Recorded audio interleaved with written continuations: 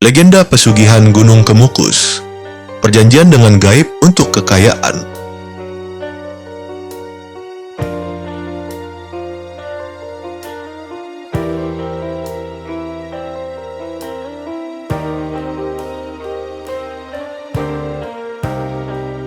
Di balik keindahan Gunung Kemukus, tersimpan sebuah ritual pesugihan yang penuh misteri.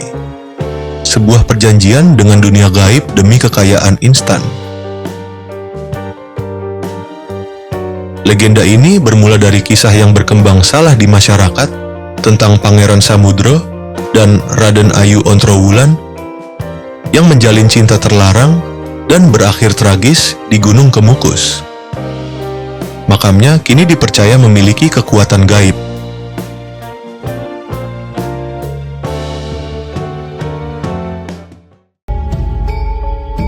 Cerita yang berkembang di masyarakat bahwa ritual ngalap berkah didasarkan pada sejarah Pangeran Samudro yang berkembang, serta diyakini bahwa Pangeran Samudro telah berzina dengan ibu kandungnya sendiri, yaitu Dewi Ontrowulan. Padahal cerita tersebut berbeda dengan sejarah yang sebenarnya, di mana Pangeran Samudro tidak pernah melakukan perbuatan buruk semacam itu. Dewi Ontrowulan memang sangat mengasihi putranya, hingga akhirnya moksa ketika berada di makam Pangeran Samudro. Ada beberapa pihak yang sengaja terus mengembangkan cerita tersebut dengan tujuan untuk mendapatkan keuntungan. Kesalahpahaman cerita yang terus berkembang menjadikan ritual ngalap berkah yang salah persepsi masih diyakini hingga saat ini. Dari mitos yang keliru itu, masih banyak yang menyalahgunakan kegiatan ziarah di Gunung Kemukus. Kegiatan ziarah yang seharusnya dilakukan sebagai upaya untuk mendekatkan diri pada Sang Pencipta, berubah nilainya menjadi kegiatan yang bertujuan untuk mendapatkan kekayaan dengan jalan yang jauh dari nilai agama.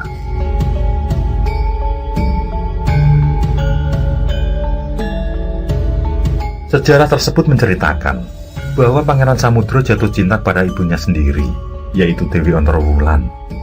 Ayahanda Pangeran Samudro yang mengetahui hubungan anak dan istrinya itu menjadi murka dan kemudian mengusir Pangeran Samudro. Setelah diusir oleh ayahnya inilah, Pangeran Samudro melakukan perjalanan hingga akhirnya sampai di Desa Pendem, Kecamatan Sumberlawang, Kabupaten Sragen, Jawa Tengah, di mana Gunung Kemukus berada. Beberapa tahun kemudian, ada kabar bahwa sang pangeran sakit keras. Mendengar kabar tersebut, Dewi Ontrowulan berniat pergi untuk merawat pangeran tanpa pamit. Merasa geram, sang raja menyuruh punggawa istana untuk menjemput. Namun saat beberapa prajurit istana datang, ternyata mereka memergoki Dewi Ontrowulan dan Pangeran Samudro berselingkuh. Belum sempat ibu dan anak ini melakukan hubungan intim, para prajurit juga penduduk sekitar merajamnya secara beramai-ramai, hingga keduanya meninggal dunia. Keduanya kemudian dikubur dalam satu liang lahat di gunung itu juga.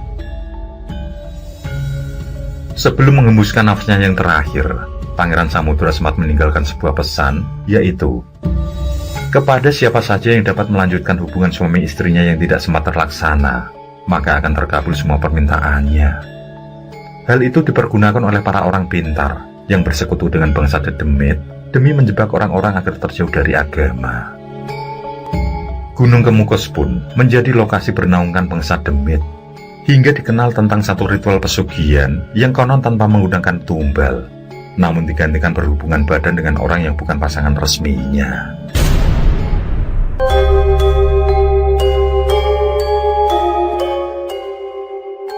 Waktu yang tepat dan sampai sekarang diyakini oleh masyarakat untuk berziarah di Gunung Kemukus adalah hari Kamis malam Jumat Pon. Hal ini didasarkan kisah yang terjadi pada zaman Kerajaan Demak. Dalam kisah tersebut diceritakan bahwa suatu ketika di hari Jumat Pon, setelah Sri Sultan melaksanakan sholat berjamaah, beliau melayangkan pandangan ke atas dan melihat sebuah bingkisan. Ketika diambil, di dalamnya terdapat kain putih yang berbentuk kotang Ontokusumo. Menurut adat, pakaian tersebut dikenakan oleh pemangku jabatan senopati. Kemudian kejadian tersebut dijadikan dasar untuk ketentuan dengan para wali, yakni apabila Sri Sultan Demak berkenan mengadakan pertemuan dengan para wali, maka ditentukan waktunya tepat pada hari Jumat Pon untuk memperingati peristiwa penemuan pusaka kotang Ontokusumo.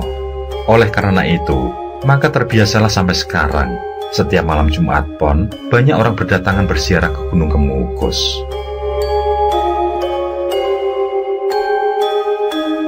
Namun ritual yang dilakukan sebagian para peziarah pada malam Jumat Pon selama 7 kali berturut-turut ini demi satu tujuan, yakni untuk mendapatkan kekayaan. Di area sekitar, ada oknum-oknum yang menyediakan tempat penginapan dan jasa wanita serta laki-laki yang akan berhubungan badan dengan pengunjung yang datang. Untuk melakukan ritual tersebut, menurut mitos yang beredar, jika melakukan ritual ini maka akan mendapatkan kemuliaan serta berkah dari Pangeran Samudro yang dimakamkan di gunung tersebut. Terdapat 3 tipe peziarah di makam Pangeran Samudro, yaitu orang yang benar-benar berziarah, kemudian peziarah untuk mencari pesugihan, yang mana mereka mempercayai harus melakukan ritual hubungan badan karena mitos yang dibangun. Dan yang terakhir adalah peziarah yang merupakan petualang seks.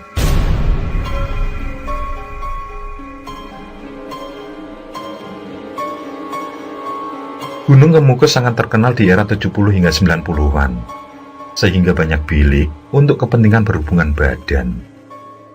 Dan ini adalah kisah nyata yang diceritakan seorang narasumber yang namanya disamarkan. Kisah tentang pesugihan yang dilakukan di Gunung Kemukus ini terjadi di akhir tahun 1980 silam.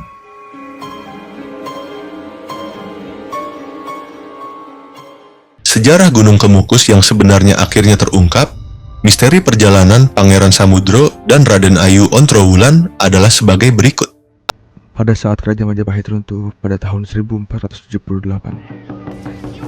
menjelang jatuhnya Kerajaan Majapahit, keluarga putra-putri raja banyak yang melarikan diri ke luar negeri.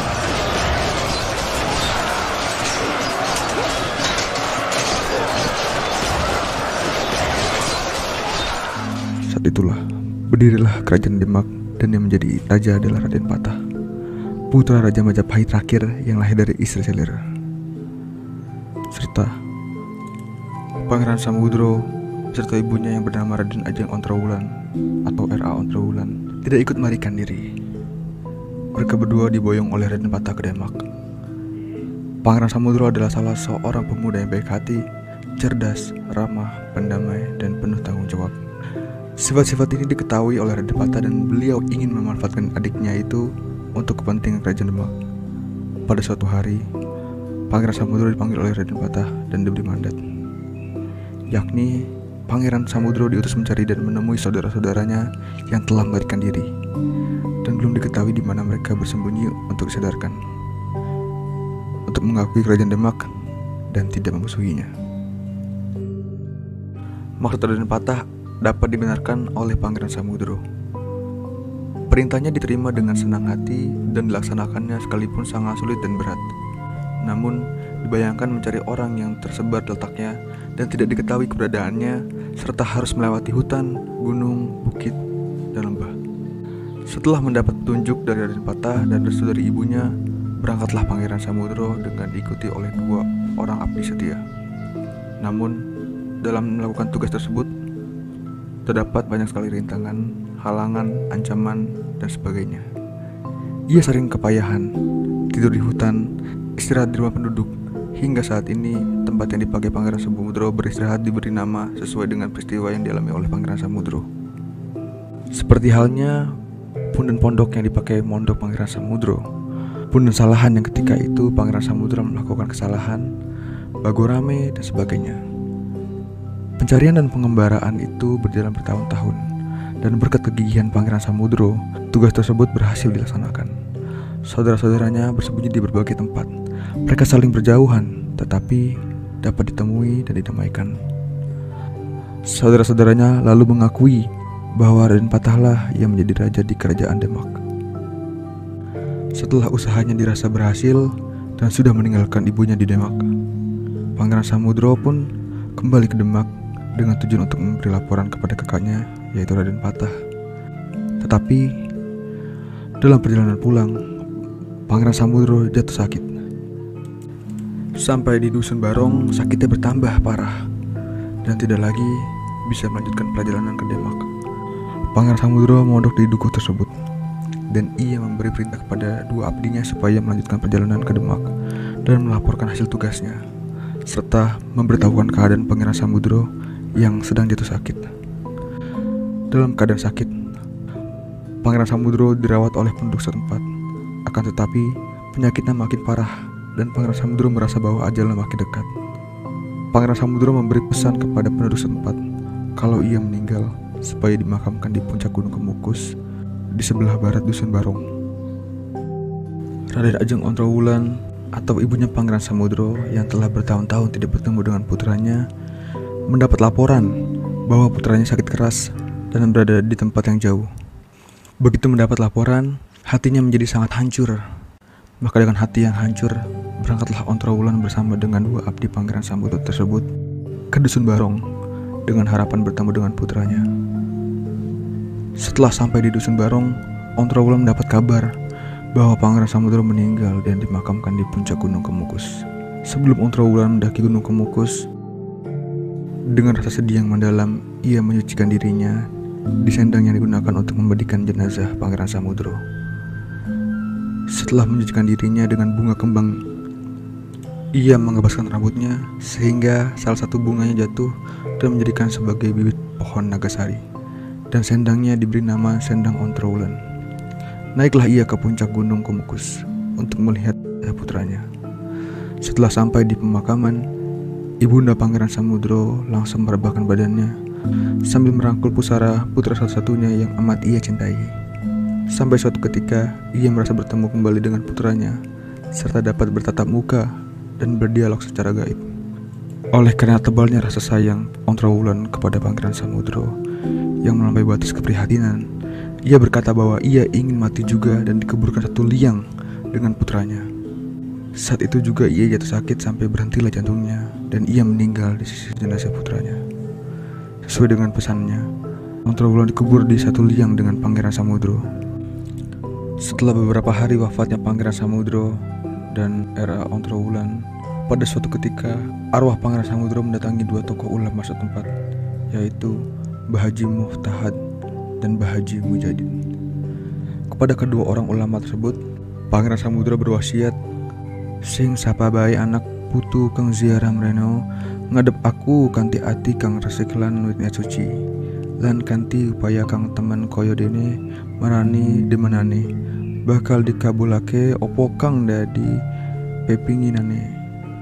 Yang artinya, siapa saja dari anak cucuku yang datang menghadapku dengan hati bersih dan niat suci, serta kemauan keras seperti halnya keinginan kepada seorang kekasih, maka akan kudoakan untuk dikabulkan permintaannya.